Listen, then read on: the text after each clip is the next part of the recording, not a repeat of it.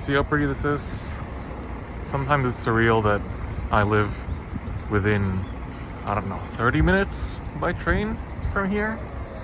This is the good stuff.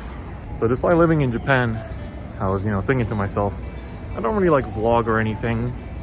I'm not much of a vlogging person. I try and fail. But I was thinking, might as well get some ideas, some thoughts out the way instead of just sitting in my room and talking all the time. Might as well do it in a different format, talk to people while showing people around. And today I'm in Odaiba. It is the 16th of December and doing some Christmas shopping. I'm going back for the holidays. Just look at this, dude. It's so good. So pretty. Incredible.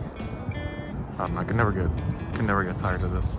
Yeah, so I'm in Odaiba for a little bit, and the reason why is because of some Christmas shopping. It's just a good place for shopping. It also just looks beautiful, like as you can see. And you might be wondering, it's like, whoa, why are you wearing a mask, dude? Well, in Japan, everyone still wears masks, and it's not so much because because of COVID. It's more so because it's a social norm. It's the same as wearing pants. And here, masks have become a very big part of culture, and everyone just kind of wears one to protect each other and themselves. And it's also it's kind of become a social thing. And for me right now, filming myself, it's like if people don't hear me, then I'm talking to myself. So it's great, it's convenient. So today I want to talk a little bit about standard and just kind of like why it's become my favorite format of all three in Vanguard right now. And it might sound surprising because honestly, at the start of this year, 2022, I wasn't really, I was really enjoying it. I was having fun with it. I always enjoy the newest thing. That's just kind of how I am as a person. But I was really still very much into V and especially Premium a lot. Really playtesting Premium a lot before I came to Japan. And I was even trying to get like the standard players at my locals back in Europe to try out the other formats, kind of learn some stuff and get into it. But then when I moved to Japan, at first I was like, oh cool, I can play Premium and stuff a bit better because I'll have people to play with because there's a community for it here. But then ever since moving here, it's like everyone plays standard. Everyone plays standard mainly because it's the easiest format to build decks for because cards are available.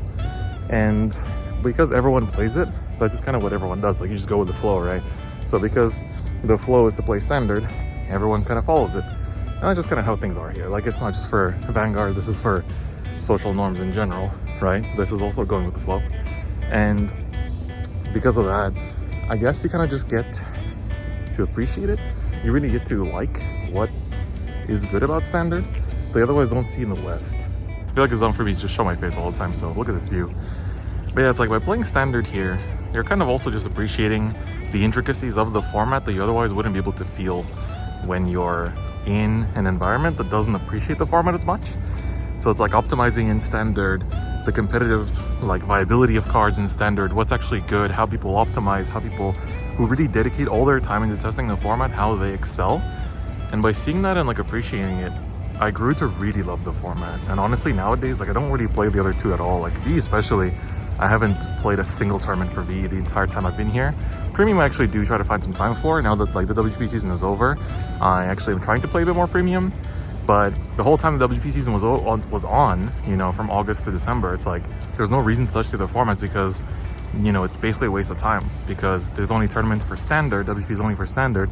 And if you're not spending time, your precious free time that you have, not working, not studying, on playing card games, and you want to top in standard or top in WGP, well then you should play standard. And some people might say that is a bad thing. Also, there's Skytree. Can you see? There it is. Look at that.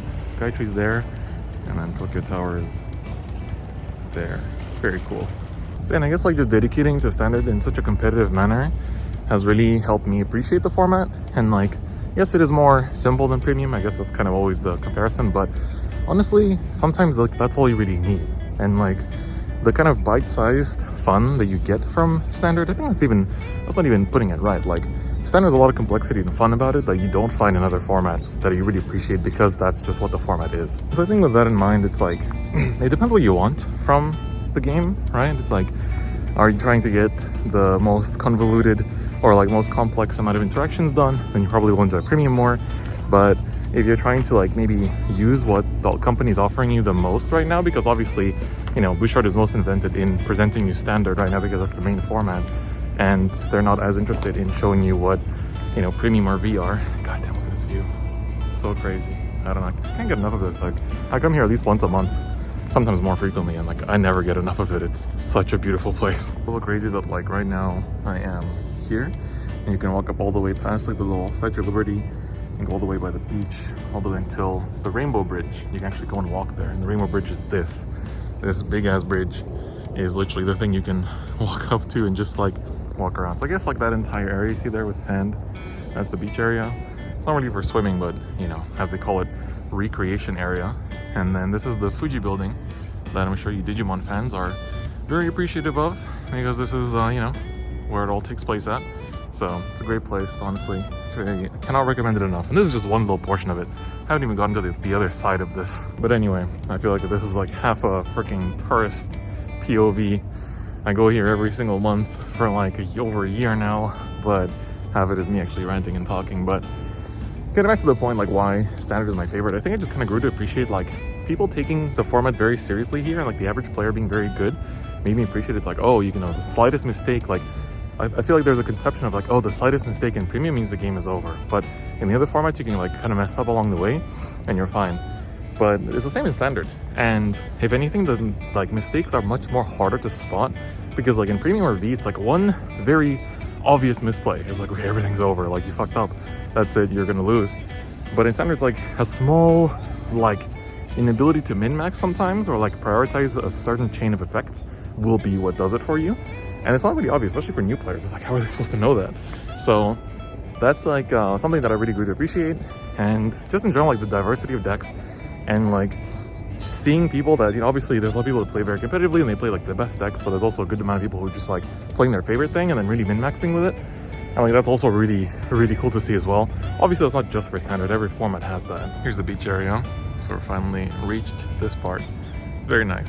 Of course, you can see over here, no swimming, no flames, no dogs that aren't on a leash, and no sports. Oh my god, without permission. How dare you? And I think the other thing that I really appreciated about Standard after moving here is that like there is space for innovation both in plays and builds. And that's like something that at the start, I think the first year especially of Standard was not that great. Like it was, you know, we were kind of stuck in Bruce Bastion meta for a very long time. But ever since like Grade Force came out, it's like some people didn't like the grade format. I personally was quite happy with it. I think it was like fun, honestly. And then once we got to set 6, like the format just blew wide open, and like the popularity of the game has skyrocketed. Like locals here are always packed ever since set 6, and like the promo distribution is not a great thing for the West, but for Japan it works. Like people go to locals like crazy because of the promos, and like now at first people came to locals for the promos, now they go to locals because they are used to the process. They're used to that every Wednesday evening or Friday evening they go to this one specific shop for a tournament or whatever place they usually go to on whichever day. And you just kind of like, you know, you built that habit, and now you got to keep it going with good promos so they don't stop going, right? So it's like a motivation to go to locals.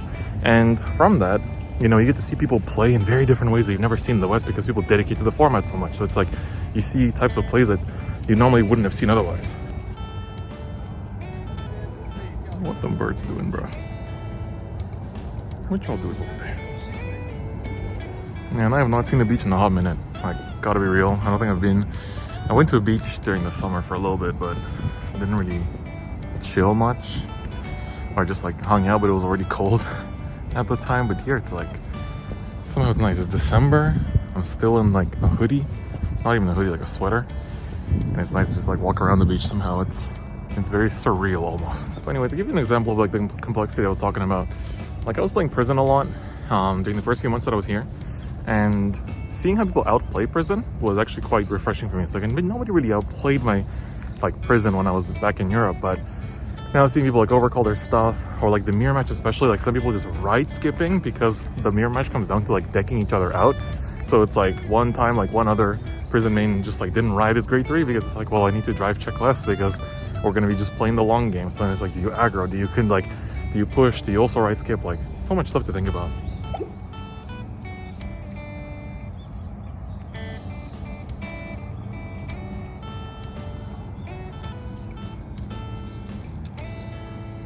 And also seeing how they're able to like salvage decks sometimes. Like Eva for me is a great example of like a deck that was completely like unplayed whatsoever when it came out, and then the promo not just salvaged it, but you know, I basically was able to come up with that list that I guess most people are playing right now myself, and it felt really cool.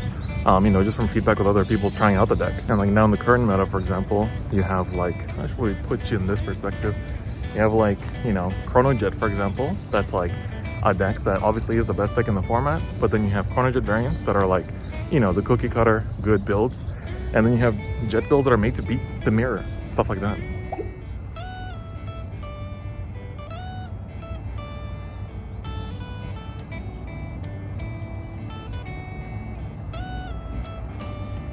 And so I don't know, maybe it's because I'm like, I had this expectation that kind of is like fostered by the West. It's like, oh, if you want like, you know, to explore the card pool and come up with crazy ideas and like funky decks that nobody's ever seen and like plays that, you know, are more complex, you gotta play premium, right? And now V kind of has that image. But I feel like Standard obviously just didn't have that in the first year, but that finally does. And I feel like I live in the perfect country to appreciate and explore that, like those possibilities. And I think that's just kind of what made me appreciate it a lot. And going forward, it's going to remain my main format because, like, to be honest, it's just fun. Sorry, I'm still like so not used to talking to a camera in public that it's a good practice. It's nice to go around. Obviously, I'm talking in areas where there's like no people around me. I don't know how people vlog in like super populated areas. It's not just like foreign folks or like people in America or whatever. It's like I know people in Japan that vlog in like populated areas, like in train stations. I'm like, God damn, dude. There's so many people around you. I think I'm just local man, a little bit shy. But anyway, I think that's the main things I wanted to say. I think right now Standard's in a really interesting spot, and a lot of decks have a lot more like deck build exploration that you can do. Obviously, it's never going to be the same as Premium because Premium has a card pool of 10 plus years. But I think I just hear a lot of like Western communities for the game talk about how it's like, oh, there's like no reason to, like, nobody in my locals plays Standard, everyone plays V and Premium. People find Standard boring, or they like, you know, I met Cardweeb the other day. He was in Tokyo for a little bit, and he was like, yeah, like Standard doesn't make me feel enough or something like that.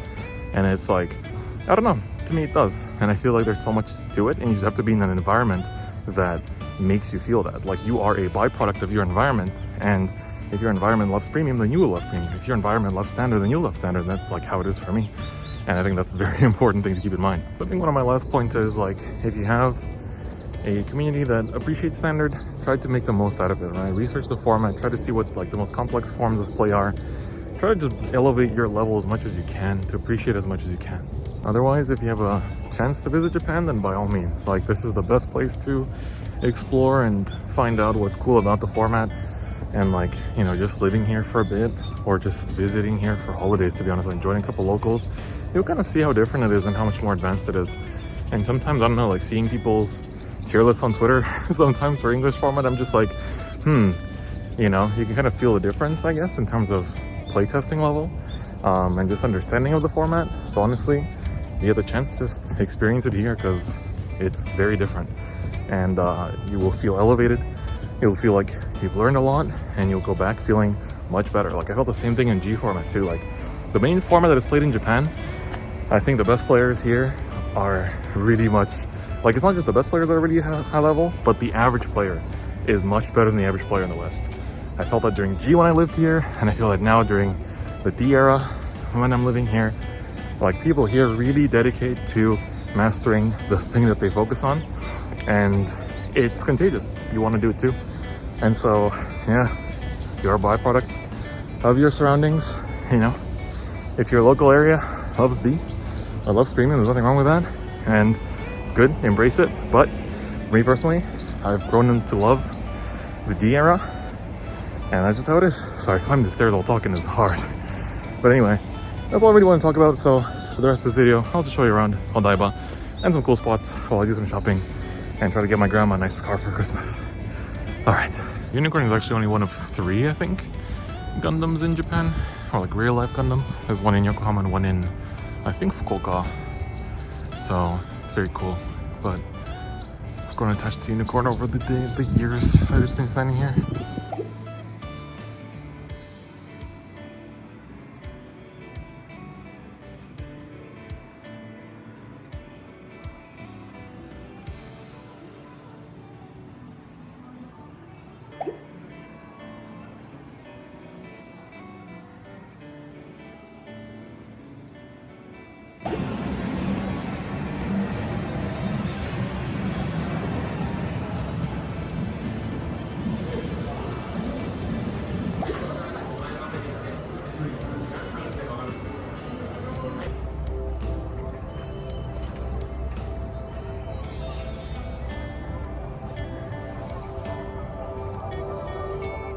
cool.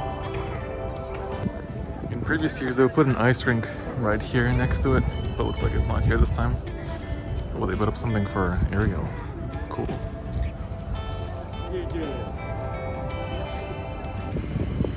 Right. Time to go back. Anyway, I hope you enjoyed this little talk video with showing you around. And yeah, let me know what parts of Tokyo you'd like me to feature next, and maybe not sign the shine in your eyes. There's definitely quite a bit of these like talking videos that I want to do and topics that I want to cover, but it's just that I, you know, it's better to go somewhere and talk in a space that isn't just my room, and I think it's a bit more entertaining, hopefully. So let me know which parts of Tokyo I'd like to see me go to next. Can't promise I will fulfill anything. I will do what I can, or just decide on my own what I think is cool to show. And otherwise, let me know what else you thought about the video. What is your favorite format? Why is it your favorite? And what you feel about what we talked about today. So anyway, thanks for watching. Take it easy. Like the video if you liked it. Subscribe if you haven't already. Otherwise, I'll see you guys then. Peace. Also, for those of you that are coming to the Vanguard, the big Vanguard Festival next year, this is the venue. This is where it is held. So you'll be here anyway. So make sure you explore when you come visit, as I believe that Vanguard will be in, if I'm not mistaken, it's end of April, because Evo Japan is end of March and it's in the same venue. So important to keep in mind. But anyway, time to go home.